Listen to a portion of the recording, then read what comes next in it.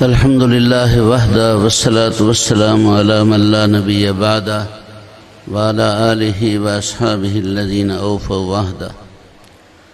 أما بعد، فقال النبي صلى الله عليه وسلم: لا تزال طائفة من أمتي قائمين على الحق لا يضرهم من خذلهم أو خالفهم حتى يأتي أمر الله.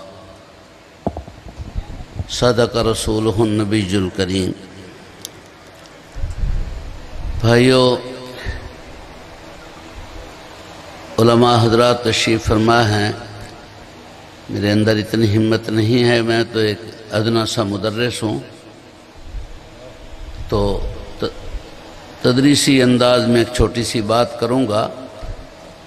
اللہ تعالیٰ کے مقرر کردہ دو نظام ہیں، ایک نظام تکوینی ہے اور ایک نظام تشریعی ہے. علماء تشریف فرما ہے، نظام تکوینی اسے کہا جاتا ہے جس میں انسان کا کوئی بس نہیں چلتا. وہ بہرحال ہونا ہے، سارے کے سارے لوگ اکٹھے ہو جائیں اور ان کو تبدیل کرنا چاہیں وہ نہیں کر سکتے. اس کی مثال آپ کے سمجھانے کے لیے سورج کا نکلنا، سورج کا ڈوبنا. کل غالباً 8 ستمبر ہے اور آج 7 ستمبر تھا. تو آج 7 ستمبر کو اگر صبح سورج تقریباً 5:42-43 پر طلوع ہوا ہے، تو اپنے 5 بج کر، تو آج سے 10-20 ہزار سال پہلے بھی اگر اس جگہ پر کوئی آبادی تھی یا نہیں تھی، تو سورج آج سے 20,000 سال پہلے بھی اسی وقت ہی میں طلوع ہوا تھا. آج سورج اگر 6:34-35 پر غروب ہوا ہے، تو آج سے 10-20 ہزار سال پہلے بھی آج کے دن سورج اتنے ہی وقت میں غروب ہوا تھا. ساری دنیا مل کے اسے بدلنا چاہے وہ نہیں بدل سکتی. سردی کا آنا، گرمی کا آنا، کبھی اندھیری کا آ جانا، کبھی کچھ ہو جانا، بارشوں کیسے آتی ہیں، یہ سارے اللہ کے تکوینی نظام ہیں. ساری حکومتیں مل کر بھی اس کو تبدیل نہیں کر سکتی. لیکن عجیب بات یہ ہے کہ جن معاملات کو ہم بھی سمجھتے ہیں کہ یہ تبدیل نہیں ہوں گے، سورج نکل رہا ہے، غروب ہو رہا ہے، سردی آ رہی ہے، گرمی آ رہی ہے، یہ آسمان اپنی جگہ پر ایسے ہی قائم ہے، کئی ہزار سال پہلے بھی ایسے ہی تھا، اب بھی ایسے ہی ہے، تو یہ عموماً ہمارے ذہن میں ہے کہ یہ نہیں بدلے گا. تو بھائیو، یہ اس دنیا جب تک قیامت قائم نہیں ہوتی واقعتاً نہیں بدلے گا، لیکن جب قیامت نے قائم ہونا ہے تو اللہ کا ارشاد ہے: اذا الشمس كورت واذا النجوم انقدرت واذا الجبال سيرت واذا العشار عطلت واذا الوحوش حشرت واذا البحار سجرت. کہ میرے بندو، آج جن چیزوں کو تم کہہ رہے ہو کہ یہ عدل بدل نہیں سکتے، ایک وقت آئے گا کہ یہ ساری چیزیں عدل بدل جائیں گی. او بھائی، اگر وہاں دیکھنے کے لیے آئے ہو تو اٹھ کے ادھر چلے جاؤ. بڑے لوگوں کا مقولہ ہے کہ ان النفس لا تتوجہ الی شیء فی آن واحد، ذہن بیک وقت دو چیزوں کی طرف متوجہ نہیں ہو سکتا. یہ انسان ہی ہیں جو آ رہے ہیں، تو کیا آپ نے انسان کو آتا جاتا کبھی نہیں دیکھا؟ اس لیے شیطان کو ناکام بناؤ، ان کے منصوبوں کو. جب دین کے لیے بیٹھے ہو تو دین کی باتیں سننے کے لیے ہمہ تن متوجہ رہو. تو میرے بھائیو، یہ دنیا جہان کی چیزیں بدل جائیں گی، لیکن آقا نامدار حضور پر نور صلی اللہ علیہ وسلم کی زبان سے نکلے ہوئے جو جملے ہیں، نہ پہلے کبھی بدلے ہیں، نہ آج بدلے ہیں، اور نہ قیامت تک کبھی بھی بدلیں گے. ذہن میں یاد رکھیں، ایک نظریہ ہوتا ہے اور ایک عمل ہوتا ہے. نظریہ ناقابل بدل ہوتا ہے اور عمل اس میں ترمیم و اضافہ ہوتا رہتا ہے. آقا نامدار حضور پر نور صلی اللہ علیہ وسلم نے اعلان نبوت سے پہلے والا وقت بھی آپ کا بہت بڑا قابل استدلال ہو سکتا ہے، لیکن اعلان نبوت کے بعد نبی پاک کی 23 سالہ زندگی ہے۔ 23 سالہ زندگی میں تقریباً 13 سالہ مکہ مکرمہ کی زندگی ہے اور 10 سالہ مدینہ طیبہ کی زندگی ہے۔ آپ کو اچھی طرح پتہ ہے کہ جتنے فرائض ہیں، نماز، روزہ، حج، زکوٰۃ وغیرہ، یہ سارے معاملات مدینہ طیبہ میں طے ہوئے۔ مکہ مکرمہ کی زندگی میں رسول اللہ نے نظریہ بنایا ہے، وہاں کسی نماز، روزے وغیرہ کی دعوت نہیں۔ یہ ساری علماء تشریف فرما ہیں کہ نماز اور جماعت کا معاملہ کیسے ہوا، روزہ سن 2 ہجری میں فرض ہوا، اسی طرح زکوٰۃ ہے وغیرہ ہے، حج ہے، اس کے متعلق مختلف اقوال ہیں۔ تو وہ سارے کے سارے مدینہ منورہ کا معاملہ ہے۔ مکہ مکرمہ کی 13 سالہ زندگی میں رسول اللہ صلی اللہ علیہ وسلم نے نظریہ بنایا، ذہن بنایا۔ ان میں سے ایک، ویسے تو ہر زندگی کا لمحہ ہی آپ کا نظریاتی تھا، لیکن جس نظریے پر بہت بڑی محنت فرمائی، میں ایک ہی کی بات کروں گا، ہیں وہ بہت سارے، وہ یہ ہے کہ سب سے بڑا سچ اور سب سے بڑی حقیقت وہ ہے جو محمد رسول اللہ کی زبان سے نکلی۔ سب سے بڑی سچائی وہ جو آقا نامدار کی زبان سے نکلی ہے۔ علماء تشریف فرما ہیں انسانی زندگی کے عموماً 4 احوال ہیں، ایک جاگتے ہوئے، ایک سوتے ہوئے، ایک جان بوجھ کر، ایک بھول کر۔ بھائی تھوڑی سی مہربانی کر کے خاموشی۔ انسانی زندگی کے 4 احوال ہیں، جاگتے ہوئے، سوتے ہوئے، جان بوجھ کر، بھول کر۔ ہر انسان کی زندگی کا جو جاگتے ہوئے معاملہ ہے وہ اور ہے، بھول کر اگر کوئی بات، سوتے ہوئے بات ہو جائے اسے حجت نہیں مانا جاتا۔ کوئی بڑے سے بڑا شیخ الحدیث بھی ہو تو وہ اگر ان کے پاس سے رات کو کوئی گزرے تو کہتے ہیں حضرت رات ہم آپ کے پاس سے گزرے تھے، آپ کچھ بڑبڑا رہے تھے، ہمیں سمجھ نہیں آئی۔ ان کو بڑبڑانا کہتے ہیں۔ لیکن اللہ کے نبی اگر سوتے ہوئے بھی بول رہے ہوں تو وہ قرآن کی طرح سچ ہوا کرتا ہے۔ اسی طرح جان بوجھ کر بولنا اور بھول کر بولنا۔ صدیق اکبر جن کا لقب ہی صدیقیت ہے کہ سچ کا مجسمہ، ان کے متعلق بھی نہیں کہا جا سکتا کہ وہ بھول کر بولیں تب بھی سچ ہوگا، لیکن آقا نامدار حضور پر نور صلی اللہ علیہ وسلم کی زبان سے کوئی چیز بھول کر نکل جائے وہ بھی دین بن جاتی ہے۔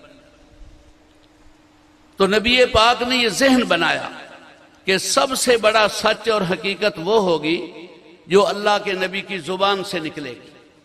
اور یہ میں نے یہ جملہ آپ کے سامنے بولا، یہ آقا نامدار کے زبان مبارک کا ہے کہ لا تزال طائفۃ من امتی قائمین علی الحق لا یضرهم من خذلهم او خالفهم حتی یأتی امر اللہ، کہ آقا نامدار نے فرمایا کہ میری امت کا ایک طبقہ ہمیشہ ایسا رہے گا جو دین پر ہی ڈٹا رہے گا، ساری دنیا ان کی مخالف ہو جائے پھر بھی وہ کبھی دین سے نہیں ہٹیں گے اور دین کو قائم ہی رکھیں گے۔ مثال کے طور پر وہ نیٹو کی فوجیں جنہوں نے لیبیا کی 7 دنوں کے اندر اینٹ سے اینٹ بجا کے رکھ دی، وہ 22 سال میں ان قہوے سے روٹیاں کھانے والوں کے سامنے ہاتھ جوڑ کے جانا چاہتے ہیں کہ خدا کے لیے ہماری جان چھوڑو، تو وہ لا تزال طائفۃ من امتی کا مصداق۔ تو بھائیو، میں عرض کر رہا تھا کہ ایک تکوینی نظام ہے، ایک تشریعی نظام ہے۔ تکوینی نظام کسی کے بس کا نہیں ہوتا۔ کوئی انسان یہ کہے کہ میں محنت کر رہا ہوں کہ اللہ کی وحدانیت کے تحفظ کروں گا، اللہ کی قسم نہیں، اللہ وحدہ لا شریک ہیں، تھے، ہیں اور رہیں گے۔ کوئی تحفظ کرے تب بھی وہ وحدہ لا شریک ہیں۔ علماء تشریف فرما ہیں، آقا نامدار فرما رہے ہیں کہ میرے پیارے اعلان فرما دیجئے لو اجتمعت الانس والجن من اولہم الى آخرہم وکانوا کاشکا رجل وعزتی وکبریائی ما نقصوا فی الوہیتی شیئا، اگر ساری مخلوق مل کے اللہ فرماتے ہیں میری مخالف بن جائے تو مجھے میری عزت و کبریائی کی قسم ساری مخلوق کی مخالفت میری الوہیت میں رائی کے دانے کے برابر بھی کمی نہیں کر سکتے۔ وَلَوْ اجْتَمَعَتِ الْإِنسُ وَالْجِنُّ مِنْ أَوَّلِهِمْ إِلَىٰ آخِرِهِمْ وَكَانُوا كَأَتْقَىٰ رَجُلٍ، اور ساری کی ساری مخلوق مل کے متقی اور پرہیزگاریوں کی آخری سرحدوں کو چھو جائے، فرماتے ہیں وَعِزَّتِي وَكِبْرِيَائِي مَا زَادُوا فِي أُلُوهِيَّتِي شَيْئًا، ساری مخلوق کا نیک بن جانا میری الوہیت میں رائی کے دانے کے برابر بھی کمی نہیں کر زیادتی نہیں کر سکتا۔ لِأَنِّي أَنَا اللَّهُ أَنَا الْأَحَدُ الصَّمَدُ، کیونکہ میں اللہ ہوں، اللہ تھا، اللہ ہوں، اللہ ہی رہوں گا، سمد تھا، سمد ہوں اور سمد ہی رہوں گا۔ ساری دنیا مان جائے تب بھی میری چلے گی، کوئی بھی نہ مانے تب بھی میری چلے گی۔ تو بھائیو، جیسے اللہ کی وحدانیت کے لیے کوئی انسان کہے کہ میں اس کا تحفظ کر رہا ہوں، غلط کہہ رہا ہے، اللہ کی قسم، ایسے ہی نبی پاک کی ختم نبوت بھی تکوینی مسئلہ ہے۔ اللہ کے نبی کو اللہ نے ختم نبوت کا تاج پہنا دیا، ساری مخلوق مل کے بھی خدا نہ خواستہ اس کی مخالفت کرنا چاہے، نبی پاک کی ختم نبوت کو کوئی نقصان نہیں پہنچا سکتے۔ اس لیے یہ جو آج ہم جمع ہیں وہ اس وجہ سے نہیں کہ ہم ختم نبوت کا تحفظ کر رہے ہیں، نہیں، ختم نبوت ہمارا تحفظ کر رہی ہے۔ آپ کو پتہ ہے سیدنا حسان بن ثابت رضی اللہ تعالیٰ عنہ نے بہترین قسم کا ایک قصیدہ لکھا تھا اور لوگوں نے بڑی تعریف کی کہ آپ نے کمال کر دیا۔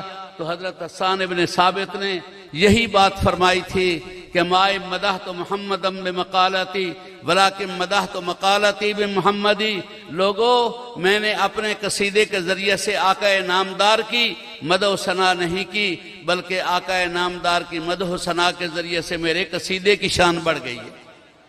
تو بھائیو، ختم نبوت کب تاج پہنایا جا چکا، یہ تو ہمارے تحفظ کی بات ہے۔ جب تک ختم نبوت کو اسی انداز میں گلے سے لگا کر اور سینے سے لگا کر رہیں گے تو اللہ ہمارے ایمان کی تب تحفظ فرمائیں گے۔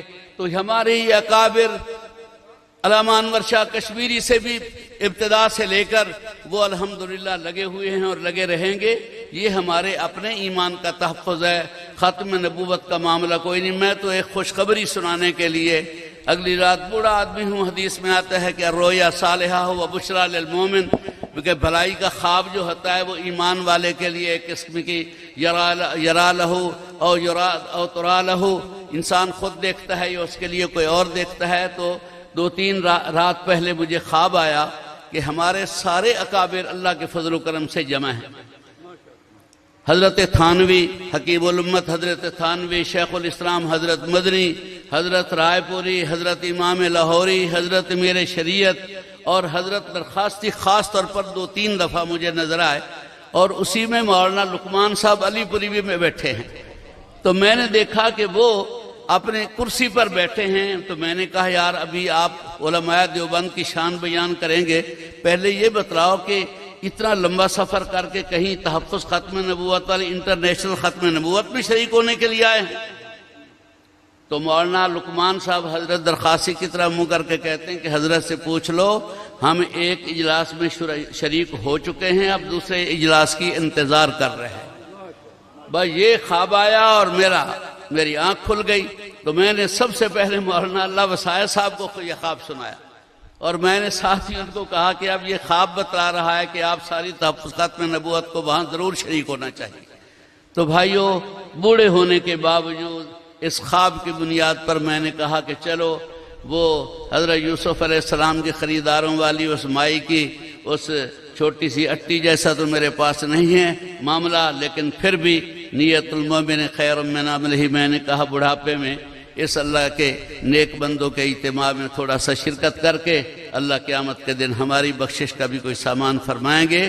اللہ تعالیٰ آپ حضرات کی تشریف آوری کو اور ہمارے اکابر کی اس جد و جہد کو اللہ کے فضل و کرم سے اللہ نے قبول فرمایا بھی ہے، اور قیامت تک کی قبولیت عامہ اللہ نصیب فرمائے۔ وآخر دعوانا ان الحمدللہ رب العالمین۔